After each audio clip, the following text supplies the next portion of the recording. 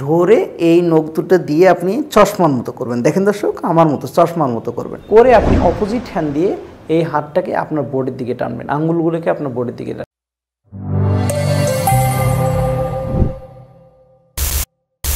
আসসালামু আলাইকুম সুপ্রিয় দর্শক, আশা করি আল্লাহর মতো সবাই ভালো আছেন। আজ আমরা যাদের হাত ঝিঝি অবশ হয় তাদের জন্য আমরা কিছু এক্সারসাইজ শিখিয়ে দেব। এই এক্সারসাইজগুলো যদি আপনারা বাসায় সঠিকভাবে করতে পারেন তাহলে ইনশাল্লাহ হাত ঝিঝি অবশ থেকে আপনারা ইনস্ট্যান্টলি একটা উপকার পাবেন। দর্শক, হাত ঝিঝি অবশ কেন হয় সেটা নিয়ে যদি একটু আলোচনা করি তাহলে ব্যাপারটা এরকম।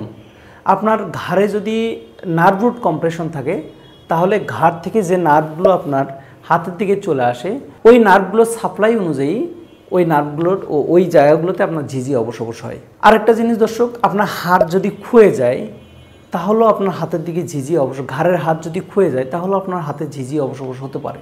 আপনার যদি ব্র্যাকিয়াল প্লেক্সাস ইনজুরি হয় তাহলেও আপনার হাতের দিকে ঝিঝি অবশ হতে পারে। আপনার যদি মাসলগুলো, ঘাড়ের মাসলগুলো যদি অনেক বেশি ট্রিগার হয়ে যায় তাহলেও আপনার হাতের দিকে ঝিঝি অবশ হতে পারে।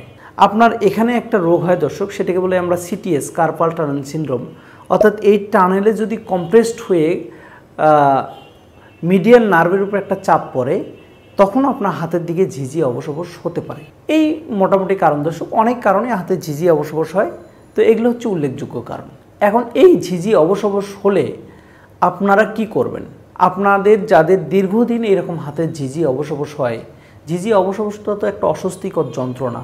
অনেক সময় দেখা যাচ্ছে শুয়ে আছেন, শুয়ে থাকার পরে দেখা যাচ্ছে হাতের মাথার নিচে একটু হাতটা দিয়ে আছেন, হাতের দিকে ঝিঝি অবশ হচ্ছে। অনেকেই এমনি নর্মালিও শুয়ে আছেন, একটা কাঁথি হয়ে শুয়ে আছেন, দেখা যাচ্ছে হাতের দিকে ঝিঝি অবশ হচ্ছে। অথবা আপনি টেবিলে যখন আপনি ডেস্ক ওয়ার্ক করতেছেন তখন হাতটা ঝিঝি অবশ হচ্ছে। এগুলা খুবই বিরক্তিকর জিনিস দর্শক।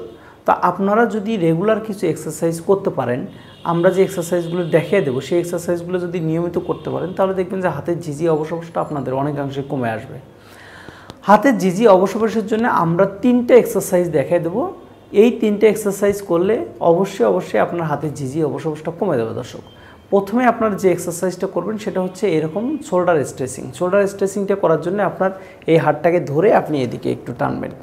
টানলে মোটামুটি শোল্ডারটা স্ট্রেচিং হলে আপনি এখানে 15 সেকেন্ড হোল্ড করে এই এক্সারসাইজটা মোটামুটি 10 বার করবেন। এবার সেকেন্ড যে এক্সারসাইজটা দেখাবো সেটা হচ্ছে আপনি হাতটাকে এরকম সোজা করবেন, করার পরে হাতটাকে রিস্টটাকে এরকম এক্সটেন্ড করবেন, করে আপনি অপোজিট হ্যান্ড দিয়ে এই হাতটাকে আপনার বডির দিকে টানবেন, আঙ্গুলগুলোকে আপনার বডির দিকে টানবেন।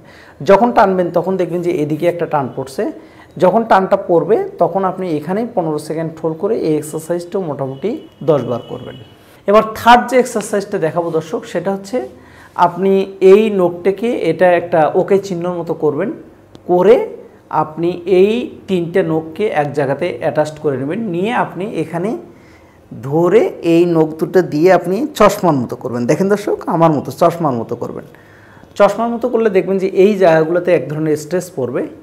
এই স্ট্রেসটা যখন পড়বে তখন 15 সেকেন্ড হোল্ড করে এই এক্সারসাইজটা মোটামুটি 10 বার করবেন। দর্শক, যারা লং টাইম হাতে ঝিঝি অবশের যন্ত্রণায় ভুগতেছেন তারা যদি এই এক্সারসাইজগুলো করেন দেখবেন যে ইনস্ট্যান্টলি একটা উপকার পাবেন। আর এক্সারসাইজগুলো করে যদি আপনার হাতে ঝিঝি অবশটা বেড়ে যায় তাহলে অবশ্যই একজন এক্সপার্ট ফিজিওথেরাপি চিকিৎসককে দেখিয়ে চিকিৎসা নেবেন। সে যেভাবে প্ল্যান করে আপনাকে এক্সারসাইজ দেখিয়ে দেবে সেই অনুযায়ী এক্সারসাইজগুলো করলে ইনশাল্লাহ আপনি ভালো হয়ে যাবেন। দর্শক, বরাবরের মতো এবারও বলি, আমাদের এই ভিডিওগুলো করার উদ্দেশ্যটা হচ্ছে আপনাদেরকে স্বাস্থ্য সচেতন করা।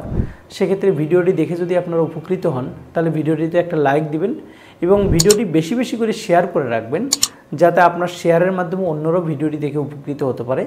আরেকটা জিনিস দর্শক, আপনি যদি আমাদের চ্যানেলে নতুন হয়ে থাকেন তাহলে চ্যানেলটা সাবস্ক্রাইব করে রাখবেন। দেখা হবে অন্য কোনো ভিডিওতে। সে পর্যন্ত ভালো থাকবেন, সুস্থ থাকবেন। আসসালামু আলাইকুম।